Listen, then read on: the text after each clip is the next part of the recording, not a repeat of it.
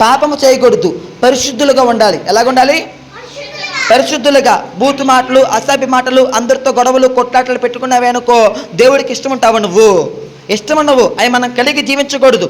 ఎంత శత్రువునైనా సరే దేవుడు అంటున్నాడు, నీ శత్రువుని ప్రేమించు అంటున్నాడు. ఏం చేయాలి? శత్రువుని ప్రేమించాలి. మనం ఏం చేయాలి నాన్న? ప్రేమించాలి. అప్పుడు దేవుడికి నువ్వంటే ఇష్టపడతాడు, లేకపోతే ఇష్టపడడు. నువ్వు శత్రువుని ప్రేమించాలి. నీకు హాని చేసే వాళ్ళ కోసం ప్రార్థన చేయాలి. నీకు ఎవరైనా హాని చేయాలని చూశారనుకో, వారు నాశనం అవ్వాలని అనుకోకూడదు. అయ్యా నాకు వాడు హాని తలపెట్టాలని చూస్తున్నా పర్వాలా, తన నా సహోదరుడు, వాడికి నీ కాపుదలు వేసయ్యా, తనకి సహాయం చేసేయా అని అనాలి. ఎవరి కోసము?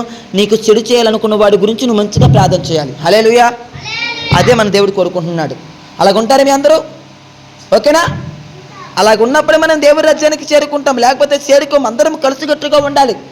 నువ్వు వేరు నేను వేరు అన్నట్లుగా ఉండకూడదు. అర్థమైందా? అందరం మనుషులమే. ఎవరమ్మా మనందరం? ఎవరమ్మా మనందరం? గట్టి చెప్పాలి.